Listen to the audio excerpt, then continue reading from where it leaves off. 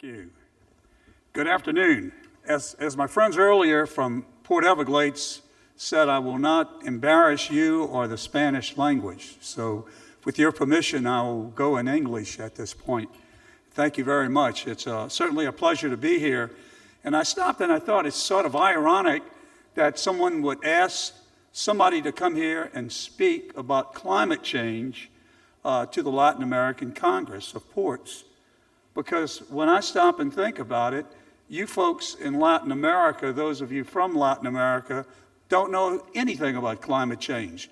You only know hot, hot, hot, hot, hot. And I think that's wonderful. I think it's great. One-dimensional all the way around. And I think it's fast-paced when you stop and think about it. When I took over the Port of New Orleans some 20-plus years ago, the very first thing I noted in doing inventory, maybe the first month there, was that at a retreat, that in our marketing department, we had no representation in Latin America. So the really very first thing I did was open a Latin American office because that was pretty much like going to dinner without a fork and a knife, if you will, and trying to do business. And our main axis of trade was north-south axis anyway, that being South America, Central America, Mexico, and the Caribbean. So it just made good sense at the end of the day to go in that direction. One of the things, that we sort of take for granted and we talk very passively on a day-to-day basis about is the fact that, well, it's going to get fixed. Somebody's going to take care of it. We're all very, in our day-to-day efforts in life, very lethargic about some things, knowing that they're higher-ups or somebody at a higher level who's in charge, and they're going to take care of it. Somebody's going to fix it for us. And I got to tell you, after doing a little research for this particular paper, and also after having gone through a devastating natural disaster some years ago, Hurricane Katrina in New Orleans, when I was at the helm of the Port of New Orleans as president and CEO, and other hurricanes growing up in Louisiana, coastal Louisiana, hurricanes were sort of something of the day, if you will, a natural thing. You could expect 1 to 5 every year, but never to that level and to that degree that Katrina brought us back in 2005. Still recovering to this day, I might add. But when you stop and you look at some of the notes, I didn't realize this. The Earth is definitely warmer than we were a mere 200 years ago. Sea level has risen just in the last 25 years, 7 to 8 inches globally. 7 to 8 inches. And you stop and you think about those. Well, it's no wonder we're having effects. It's no wonder there's global warming. It's no wonder we're having subsidence of landfall and coastlines. It's no wonder we have coastal erosion. And far too few are putting forth any effort as coastal erosion abatement or anything of that nature for protection around our ports and around our facilities.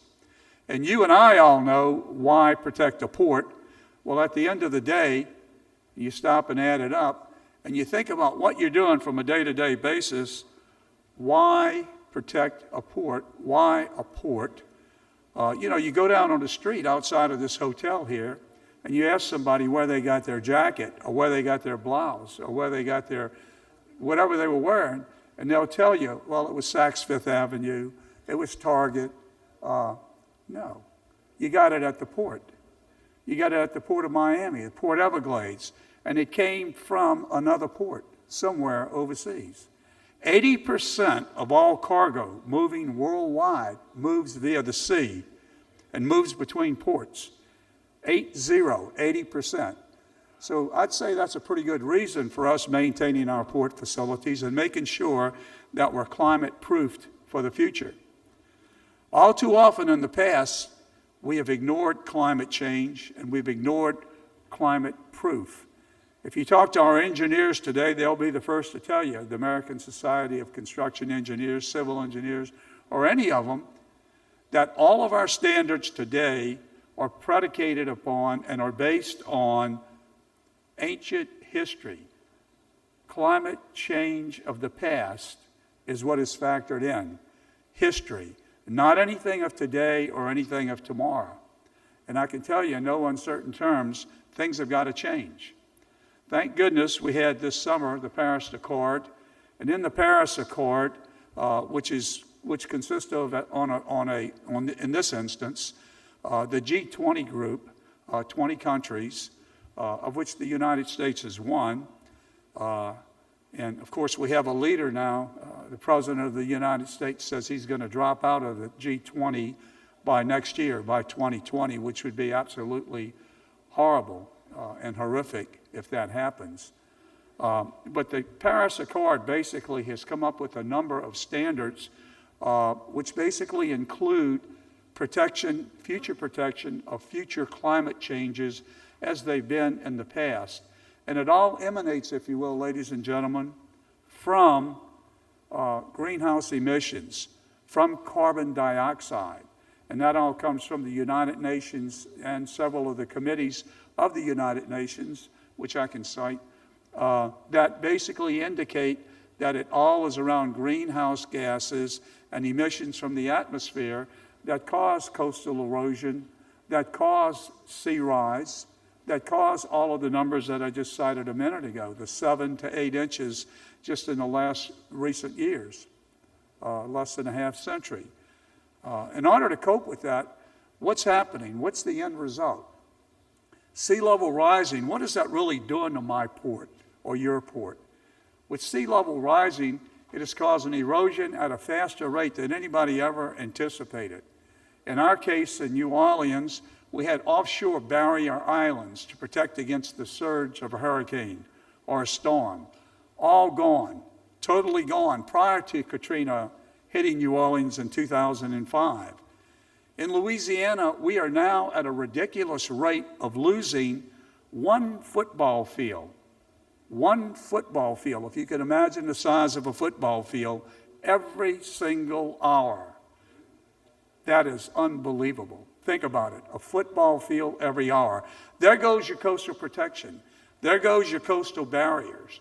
No wonder we had such a barrage of water, over 5 billion pounds of water sitting on a city within a matter of 2 days that caused imminent destruction to over 1 million homes, over 600,000 automobiles lost, 3,000 people died, we think, because 1,557 of those are still missing. I don't know, they may be expatriates by now down in some island somewheres. Maybe you know them as a next door neighbor, or maybe down here in Miami. But 1,557 people from that storm are still unaccounted for, and that was 14 years ago. That's the destruction, and that's the mayhem that we have to deal with on a day-to-day basis from our ports that carry, again, 80% of our supply chain movement worldwide. And what happens if your movement doesn't get to where it needs to go in a timely fashion? Supply and demand sets in. Somebody's paying more for their Nikes. Somebody's paying more for their tennis balls, or their candles, or their soap, or their lingerie, or their bedding, or whatever it may be. Somebody's paying more because of the lack of supply, predicated upon the demand that sits there. One of the real things that really comes to mind when I stop and think about it is the recognition and the warning factors that go hand in effect with what happens. In a paper that I wrote some years ago, about a 180-page paper, Lessons Learned from a Natural Disaster, Hurricane Katrina and the Port of New Orleans, one of the things that we discovered going into that hurricane was, in the lessons learned, was we knew that we had, without a hesitation of a doubt, we had the best hurricane preparation plans that could possibly be scribed, that could possibly be written. And they were a plan in motion that moved on a daily basis depending upon changes in the climate or in demography, the population, or demand again, if you will. The one thing we didn't have, we never thought about, was a hurricane or natural disaster recovery plan. Because nobody thought about what do we do if it really hits? What do we do? It was a very complacent sort of attitude. One hadn't hit since Hurricane Betsy in 1965 that did a lot of damage to New Orleans, but nowhere near the level of damage that Katrina did in 2005. So because of that 40-year gap, people got complacent, much like we do in the economy today. And people took for granted that something good is going to happen or something not as bad is not going to happen, and things are going to be okay. And that, we were lucky in that happened for 40 years.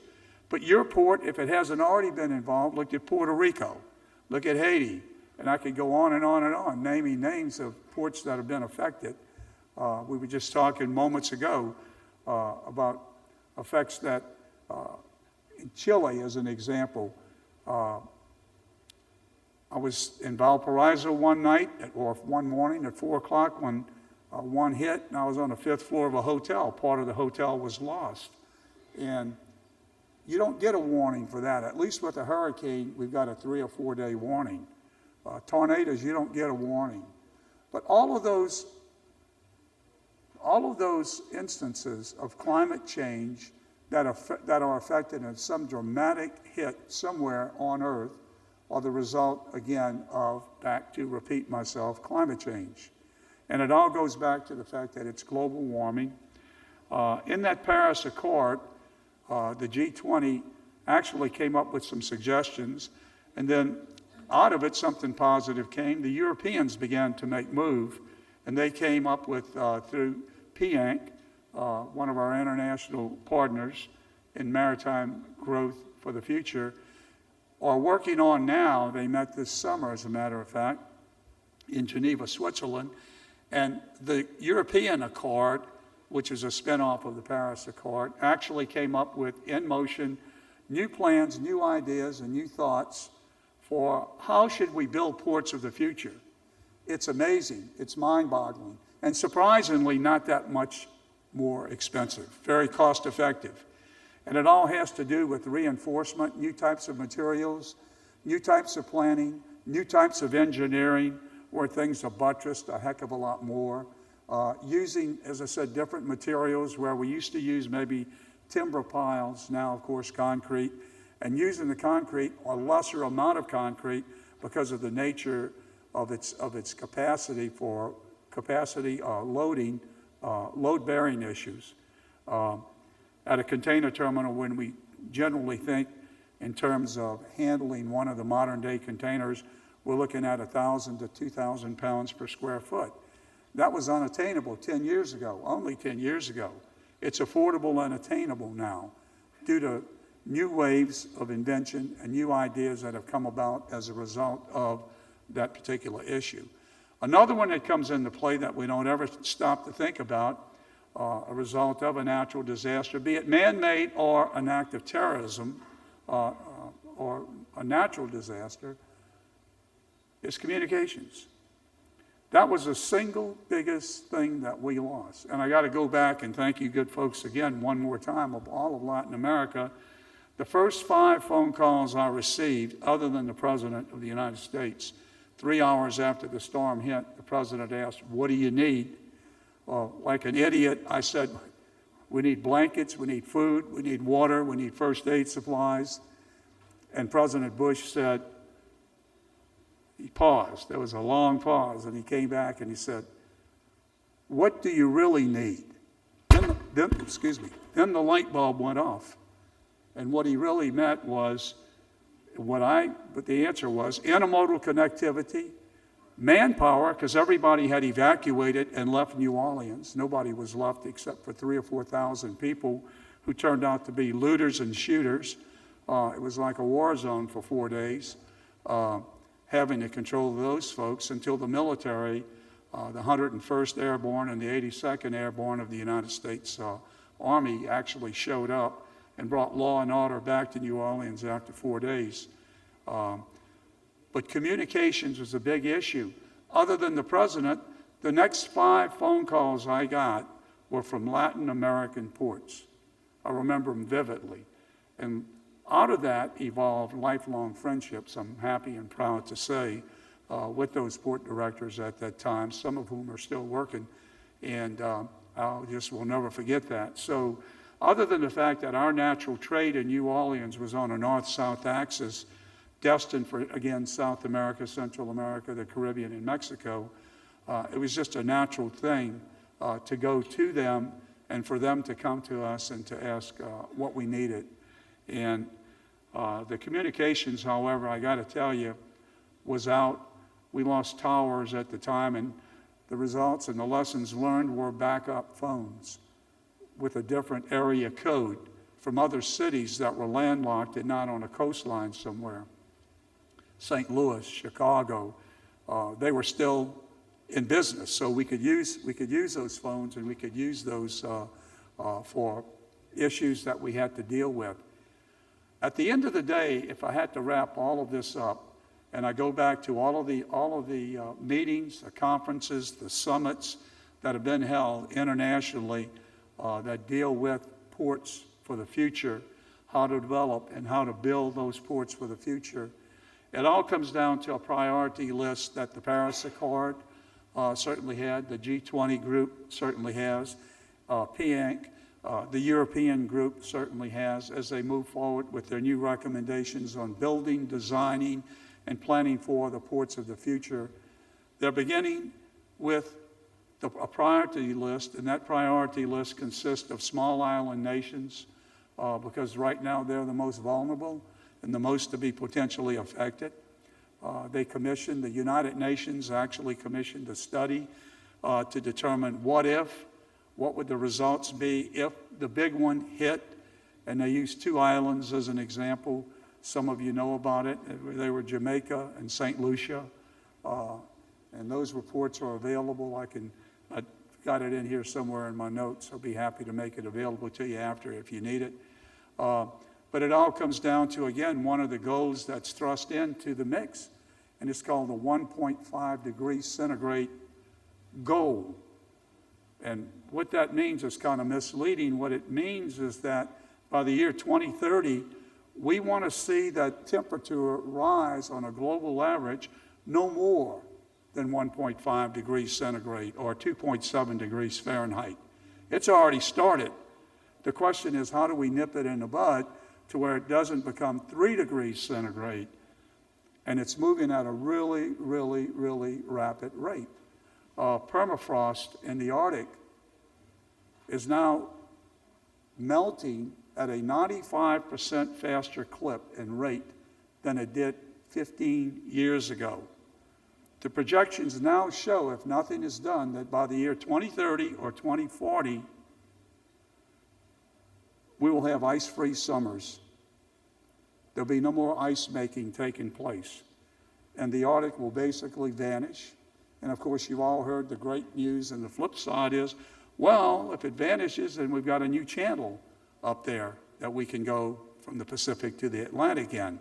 Well, maybe so, but I'd rather trade off the channel for not having the erosion caused by the rise in sea level that we witness and all of the other bad things that go hand in glove with it. Again, I think that we're all in the same dilemma.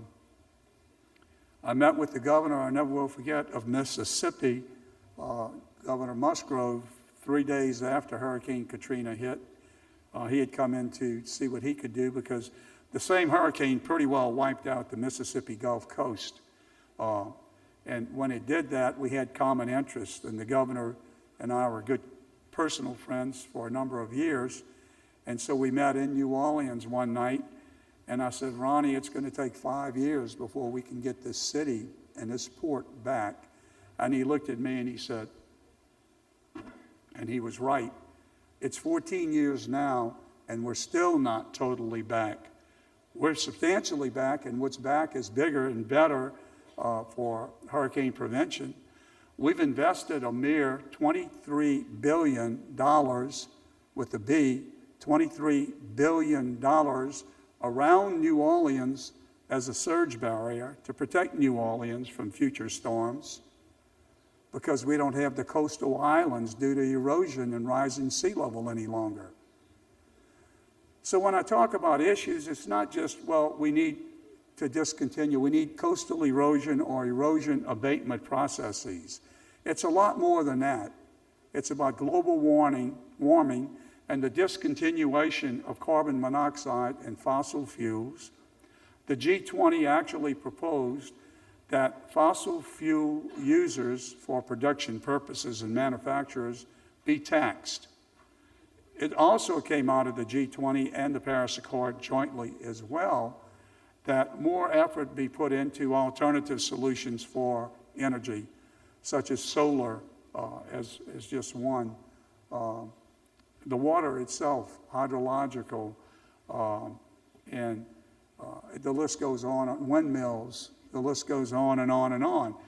The point is, we are grossly lacking and behind the 8 ball in terms of what to do for the future.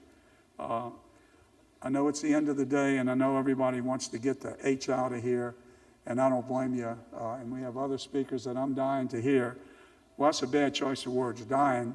It used to not be when I was younger, but now that I've aged a little bit, dying's not a good word. It's not a good alternative or a choice. So I just basically would like to leave you with get active, get proactive and involved with whoever you can at the local, regional, state, or national level, with whoever you possibly can get involved with in this movement by people like the European movement, the G20, the Paris Accord, and the United Nations particularly is leading the whole charge. Get involved with your representative there at the United Nations or somebody else that you may know, and don't come back. Don't be sitting here with you on your thumbs 10 years from now, having done nothing or not having become more proactive and wondering, oh, wow, I can't believe that happened. Get proactive. I really appreciate the time and being here with all of you fine, wonderful people. Keep up the good work and the efforts at your ports. I look forward to hearing great things in the future. And for the sake of the globe and supply chain movement, 80% by the sea and through ports. Thank you.